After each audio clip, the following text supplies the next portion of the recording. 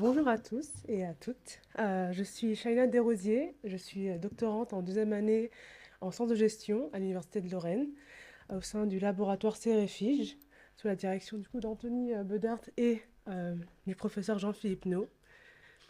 Et je suis là aujourd'hui pour vous parler du sentiment de chez soi en EHPAD, un travail du coup doctoral qui s'est fait à la poursuite de ma mémoire de master en management des organisations du secteur sanitaire et social, qui s'est passé du coup à l'IAE de Nancy. Euh,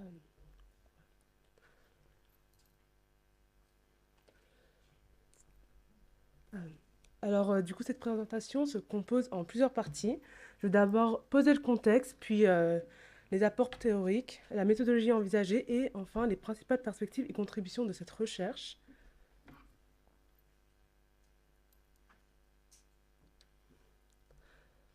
Alors, comme vous le savez tous sans doute, le vieillissement démographique constitue en France et dans le monde un enjeu sociétal majeur.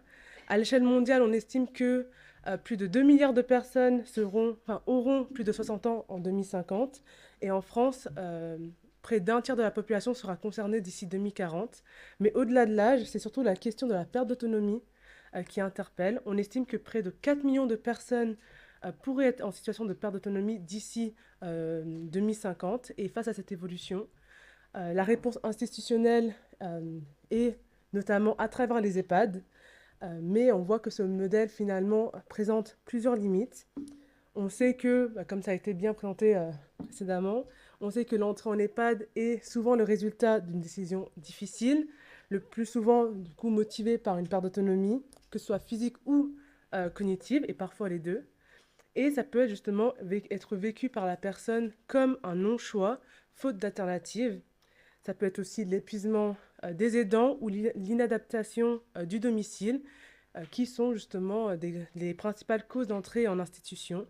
Et on sait qu'aujourd'hui, près de 90% des Français déclarent justement vouloir vieillir à domicile ou à défaut dans un environnement où ils se sentiraient chez eux. Et pourtant, les EHPAD restent encore aujourd'hui perçus comme des lieux de rupture, souvent subis, où l'individualité peut être effacée au profit d'une organisation collective. Par ailleurs, ce modèle historiquement construit sur une logique hospitalo-centrée peine justement à répondre aux attentes et aux besoins des personnes concernées. Et face à ces constats, comme ça a été aussi dit ce matin, il y a plusieurs rapports du coup publics qui ont été publiés appelant justement à transformer l'offre, à aller vers des modèles beaucoup plus domiciliaires, plus personnalisés, plus centrés sur la qualité de vie, sur l'individualité.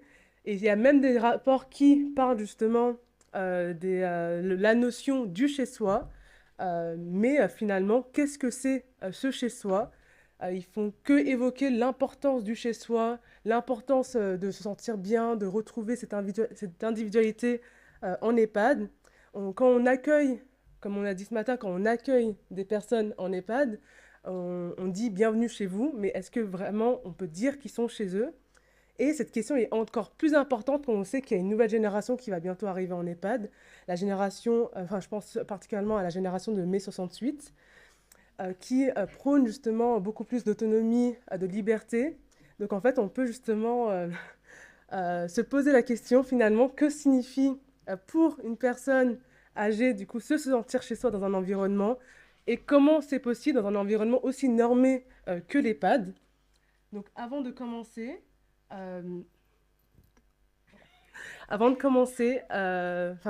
c'est quand même important de se questionner sur ce que c'est le chez-soi et de savoir ce que recouvre finalement cette notion. La première chose à garder en tête, c'est le fait que le chez-soi, finalement, ce n'est pas 4 murs et un toit. Ça ne désigne pas seulement une maison, un appartement. Il peut aussi renvoyer à d'autres espaces d'ancrage. Ça peut être par exemple une voiture, une bibliothèque, un quartier pour certains. Donc en fait, on sait que le chez-soi est donc bien plus qu'un espace physique. C'est une notion multidimensionnelle liée à l'identité. Et en fait, les travaux de recherche montrent justement qu'il articule des dimensions affectives, sociales, symboliques, temporelles. Et en fait, on dit souvent que le chez-soi, c'est le miroir de soi, l'espace que l'on habite, les objets que l'on choisit, la manière dont on aménage son environnement reflète qui on est ou l'image que l'on souhaite justement donner. Donc finalement, les objets, les espaces personnels peuvent ainsi être compris comme des prolongements de soi, mais aussi c'est un espace dans lequel on y décide des rythmes, de ses invités, mais aussi des règles. En fait, le chez-soi constitue un espace de mémoire où s'accumulent les traces d'une histoire de vie personnelle, familiale, sociale. En fait, les objets et les souvenirs, mais aussi les habitudes forment un lien qui relie le passé, le présent, mais aussi le futur. Et finalement, chez les personnes âgées, le chez-soi, enfin, toutes les dimensions du chez-soi sont encore plus importantes parce que finalement, le chez-soi représente pour eux un repère de stabilité face aux pertes et aux transformations liées au vieillissement. Il soutient à la fois l'identité, la mémoire, mais aussi procure du coup aux personnes âgées un sentiment de continuité. Et quand on perd justement chez soi, ça peut être vécu comme une rupture ou un déracinement, avec des effets qui peuvent être importants sur le bien-être psychologique, mais aussi la santé.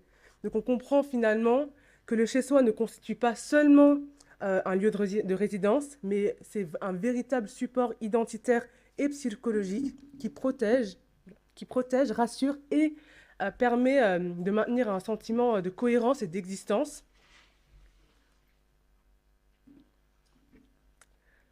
Et finalement, l'entrée en EHPAD représente souvent une rupture majeure dans la vie d'une personne. On quitte, on quitte pas seulement son domicile, on quitte ses habitudes, ses repères, on quitte aussi une partie de son identité, de son autonomie. Et en fait, cette perception est très répandue dans les représentations sociales. On dit des études ont montré que près de 80% des Français associent l'EHPAD à une perte de contrôle de sa propre vie. Et en fait, ce chiffre, finalement, dit quelque chose de super important. Ces établissements, finalement, sont encore largement perçus comme des lieux que l'on subit plutôt que l'on choisit. Et concrètement, ça se traduit par une perte de maîtrise sur les choses les plus ordinaires, dont nous, on a l'impression que c'est ordinaire finalement, mais qui ne sont pas forcément. Les horaires, les repas, le rythme de la journée, la façon de recevoir ses proches aussi. Et en fait, des chercheurs ont résumé cette réalité de façon volontaire. Enfin, il y a des chercheurs justement qui ont résumé cette réalité de façon qui peut sembler très brutale. Il y a justement Massia et ses collègues qui ont dit comme quoi les résidents sont lavés, couchés, habillés, déshabillés, nourris. Et elles expliquent justement que ce sont des corps qui sont pris en charge, ce sont des corps qui sont pris en charge et qui sont retirés du coup du cours ordinaire de la société. Et en fait, on comprend que finalement, l'EHPAD, l'établissement c'est un environnement très complexe. C'est un lieu qui est traversé par du coup plusieurs logiques, que ce soit médicales, organisationnelles, économiques, sociales.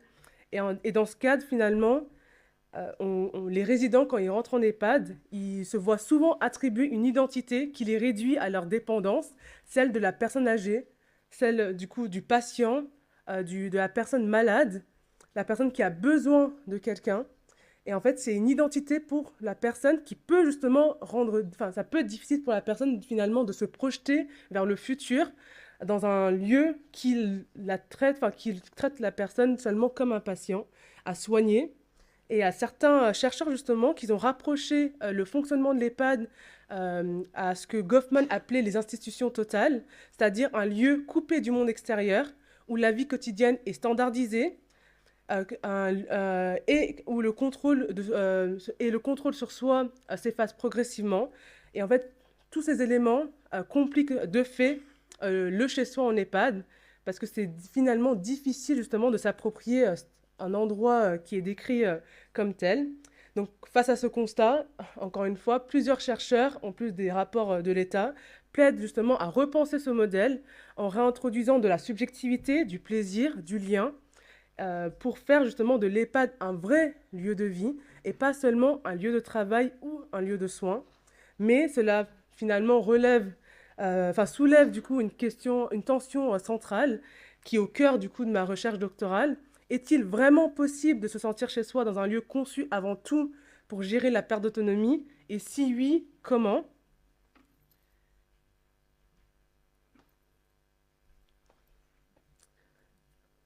Comme j'ai dit précédemment, cette recherche du coup doctorale prend racine dans une première recherche que j'ai menée en 2023 dans le cadre de mon mémoire de Master 2. À l'origine, ma question était assez ciblée. Je cherchais à comprendre comment les facteurs organisationnels, du coup tout ce qui concerne le fonctionnement de l'établissement, ses règles ou son organisation influençaient le sentiment de chez soi en EHPAD. Et pour explorer ça, j'ai réalisé 11 entretiens biographiques auprès du coup de résidents de 4 établissements au statut juridique différents. Et l'idée, c'était vraiment de laisser les personnes raconter leurs récits, mais aussi leur quotidien en institution. Et cette première enquête a posé du coup les premiers jalons de cette recherche doctorale, ce que je vais vous présenter juste après.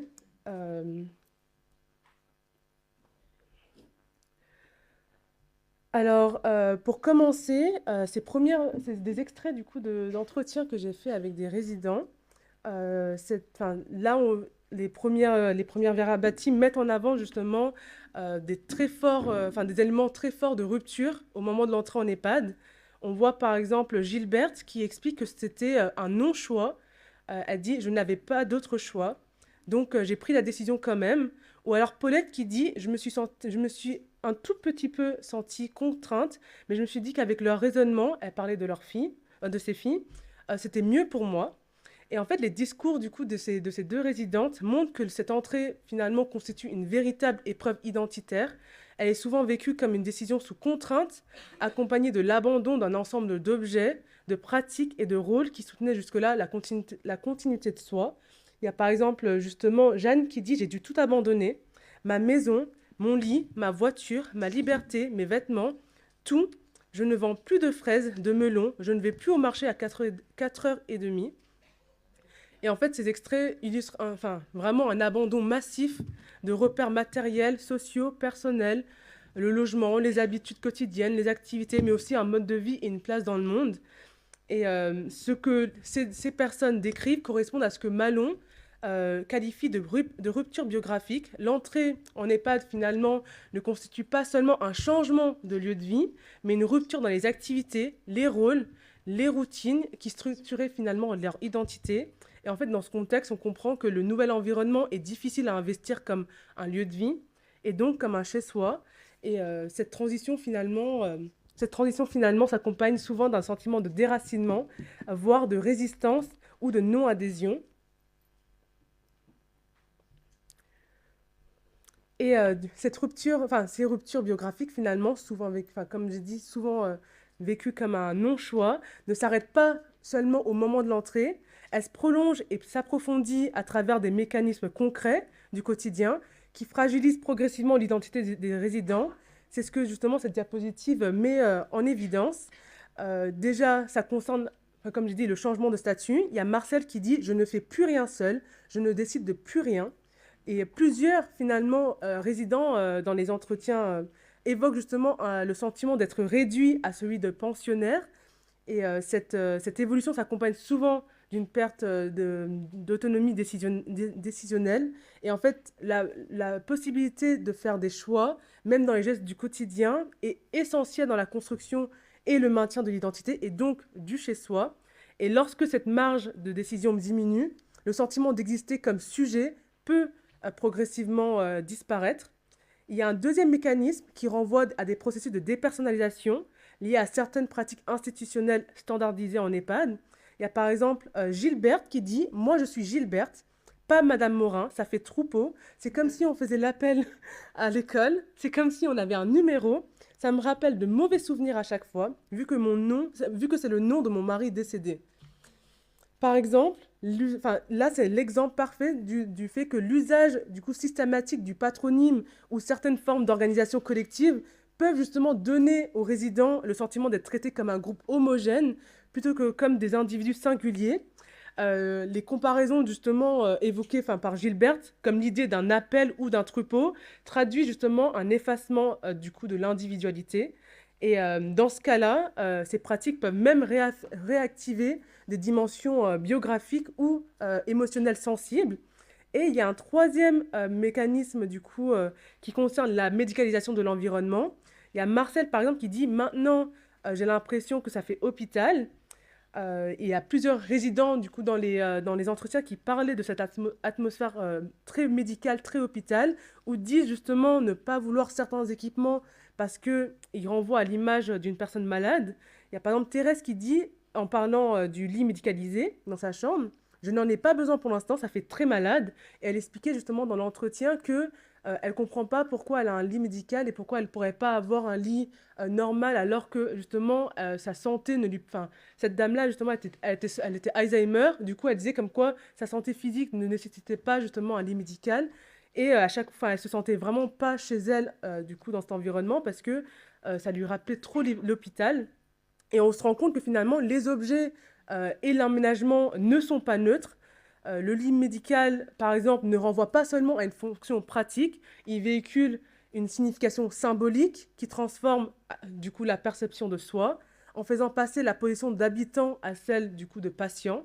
Et plus largement, l'espace est interprété à travers un ensemble de signes matériels et organisationnels, que ce soit les équipements, les rites, les uniformes, les blouses blanches, l'organisation du quotidien, les interactions qui réactivent quotidiennement le registre hospitalier. Et pour certains résidents, cette ambiance est décrite comme particulière ou bizarre. Et ce terme, finalement, est super révélateur. Il montre que l'EHPAD n'est pas seulement évalué sur un plan fonctionnel ou esthétique, mais comme un espace chargé symboliquement. Il peut être perçu comme un lieu de fin de vie, un espace socialement associé à la mort, davantage tourné vers l'attente que la projection du futur, dont j'ai expliqué juste avant, le fait de se projeter dans le futur, c'est un élément constitutif du sentiment de chez soi. Et en fait, ces extraits montrent que l'environnement institutionnel n'est pas neutre, il est interprété, symboliquement investi et participe directement à la manière dont les résidents se perçoivent eux-mêmes et à leur capacité ou non à se sentir chez eux. Et cette tension, finalement, ça amène justement à comprendre que si la question du chez-soi est si difficile, c'est parce qu'elle ne se règle pas à l'échelle de l'institution seule. Elle se joue dans le quotidien, dans les interactions, dans les petits moments du jour, et surtout dans la façon dont les résidents, eux, y font face.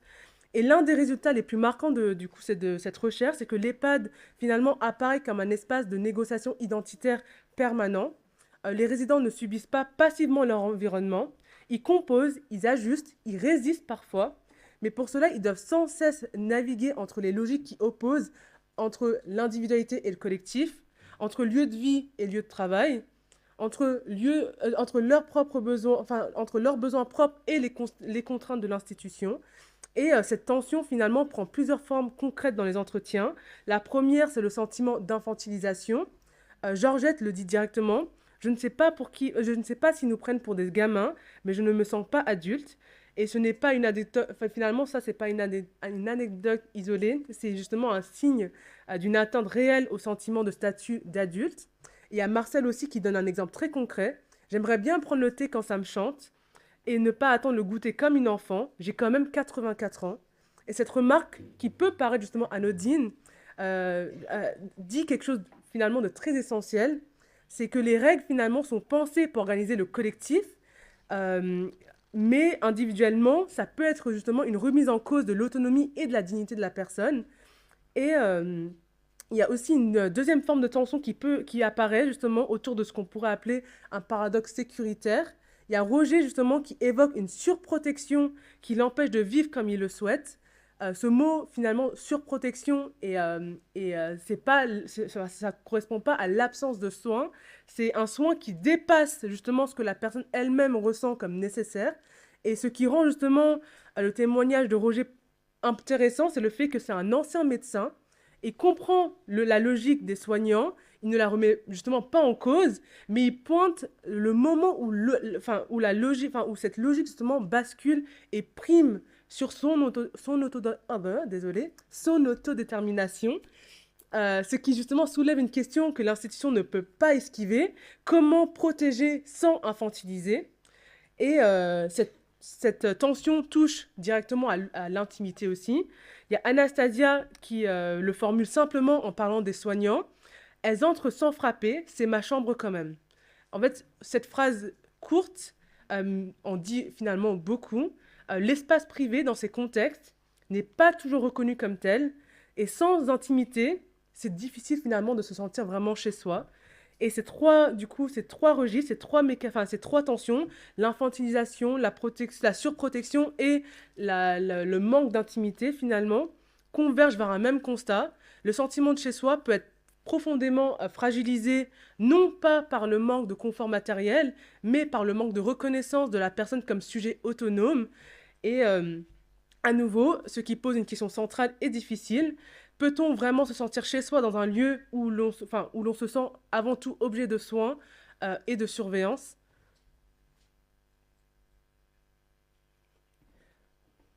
Et la réponse à cette question, c'est pas non. En fait, là, finalement, c'est ça dépend. Et c'est un des résultats qui m'a le plus surpris. C'est parce qu'en fait, finalement, ça permet quand même de nuancer une image souvent trop homogène de l'EHPAD, celle d'un lieu de vie où tout le monde souffre, de la même façon où personne ne peut vraiment se sentir chez soi. Et en fait, ce que les entretiens montrent, c'est que c'est quelque chose de un peu plus complexe et finalement de plus humain. C'est que dans un même établissement, avec les mêmes règles, les mêmes contraintes, les mêmes soignants, certains résidents parviennent à se sentir chez eux et d'autres en sont totalement empêchés. Et en fait, ce qui change, ce n'est pas l'institution. En fait, c'est ce que chaque personne y apporte, son histoire, ses expériences passées, ce que l'entrée en EHPAD vient interrompre ou parfois, paradoxalement, finalement, résoudre. Et en fait, j'ai pris trois trajectoires qui l'illustrent bien. Il y a Madeleine, qui a été abandonnée à la naissance. Elle a été confiée aux bonnes sœurs et a grandi dans un cadre religieux très structuré et que finalement, elle n'a jamais vraiment quitté. En fait, à la majorité, elle est restée vivre et travailler au même endroit. Et finalement, elle a inscrit toute son existence dans un environnement collectif, organisé et très normé. Et elle a clairement dit comme quoi elle n'a jamais eu de chez elle avant. Et l'entrée en EHPAD, finalement, n'a pas été une rupture pour elle. C'est devenu un cadre familier. Et c'est justement peut-être parce qu'elle connaît bien ce type d'environnement que elle connaît bien les organisations très normées. Pour elle, l'EHPAD, finalement, est moins normée que ce qu'elle a connu. Et elle a réussi à l'habiter. Elle a réussi à décorer sa chambre, à construire une routine, à participer à plein d'activités. Et en fait, finalement, pour la première fois de sa vie, en entrant en EHPAD, elle arrive à s'approprier un cadre institutionnel qu'elle a jamais qu'elle a jamais eu à apprivoiser finalement. Mais par contre, à la différence de Madeleine, dont l'existence est presque entièrement inscrite dans des cadres institutionnels, Anastasia, elle, a eu un foyer, une vie de famille, mais une vie entièrement tournée vers les autres, marquée par l'épreuve et le devoir. Anastasia a traversé une vie marquée par l'instabilité et l'épreuve. Enfant de la Seconde Guerre mondiale, elle a connu de nombreux déplacements. Elle a eu la tuberculose, nécessitant un séjour en sanatorium, puis la perte d'un enfant atteint de la même maladie. Et une fois rétablie, elle a endossé sans relâche les rôles d'épouse, de mère et de secrétaire pour son mari, consacrant finalement toute son existence aux autres, sans vraiment avoir eu un moment pour elle. Et en entrant en EHPAD, elle explique comme quoi c'est la première fois qu'elle se sent vraiment bien et qu'elle se sent chez elle, parce que finalement, l'EHPAD représente pour elle une forme de libération. Pour la première fois, elle a un espace pour elle, sans injonction familiale, sans règles et sans devoir rendre des comptes à qui que ce soit.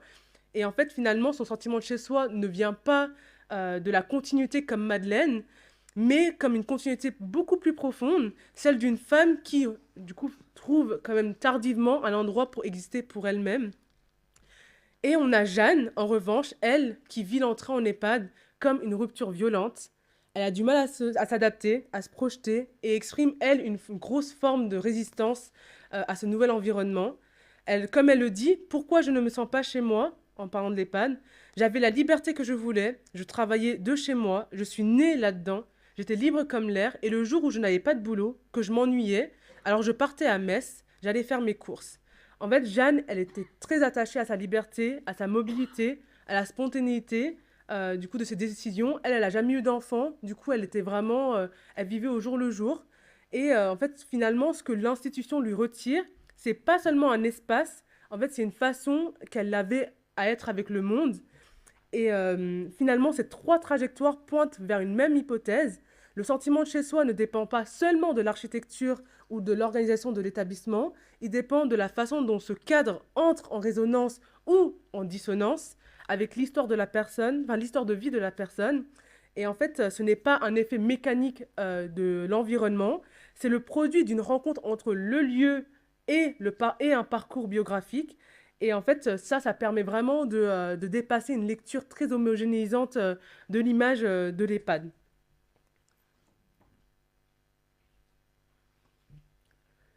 Donc, pour conclure, en fait, ces premiers résultats, comme j'ai dit, c'était vraiment, enfin, du coup, les extraits viennent de mon premier master.